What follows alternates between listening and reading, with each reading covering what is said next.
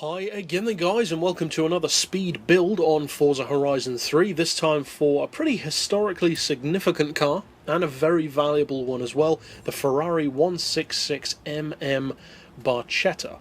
Small, classic racer with some pretty big performance, even by modern standards, of course courtesy of a 900 horsepower engine conversion. Now speaking of that engine conversion, I would recommend carrying that out. I believe, if memory serves, that's a Ferrari 458 engine. I think it is, at least. The drivetrain is all-wheel drive on this one. Some people might hate that idea. Of course, if you don't want to fit that, you don't have to. But I would definitely recommend it on an older car to really get that power down more efficiently. Then for the aspiration, of course, you want the twin turbo. And for the rest, you know the drill. Increase the power as high as you can, lower the weight as much as you can, and of course with an older car you want to do stuff like reinforce the chassis. You could go for the full racing roll cage, for instance. I don't believe I have on this one. No, I haven't. You do get the extra roll bar. That's one of the reasons why I didn't fit it, because I don't like the look of that. It's not a Shelby Cobra at the end of the day, and I didn't want it to have that look.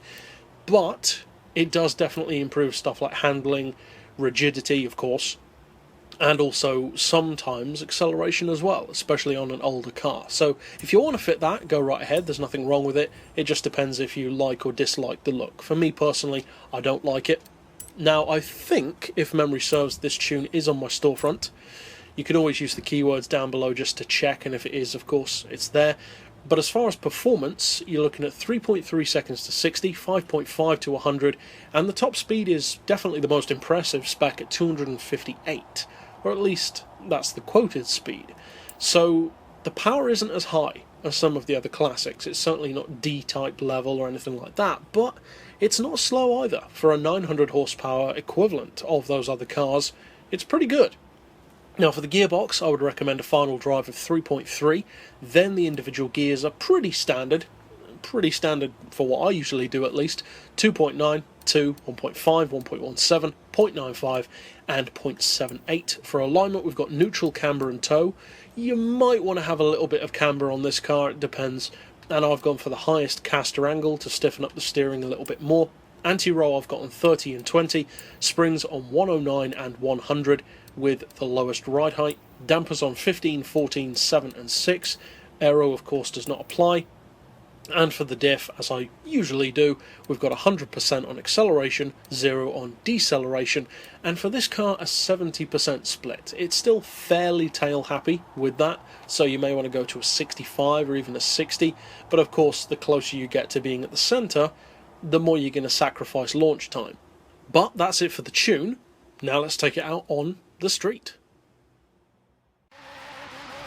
Now with some classics, they can have a tendency to struggle once you get up to higher speeds, not just reaching those speeds, but also staying straight and true on the road, weaving through traffic. You can kind of feel that coming into play with this car, but the handling is still surprisingly good, up around 260. As you can see as well, it has no trouble whatsoever getting up to that kind of speed, so it's definitely really quick for a sub 1000 horsepower classic. But if you would like more control from the car, a little simple tuning trick that you can do, and you can actually do this to any car that you're having trouble with at higher speeds, just put, and this does affect low-end speed handling badly, but put the centre split a little bit more towards the front of the car than to the back. Because what that does is it in effect turns it into the all-wheel drive equivalent of a front-wheel drive car. So instead of the rear wheels getting most of the power and pushing you along, you're giving the front wheels more of the power and allowing it to pull you along, which is kind of similar to a car design that I talked about recently on the channel. So that's a little tuning trick that you can do with older cars to keep them under control at high speeds. But as I said, it does hurt low-speed handling. Overall though, if you do decide to use this tune, I hope you have a lot of fun with it, and there are lots more on the channel. But for now, as always, thanks for watching.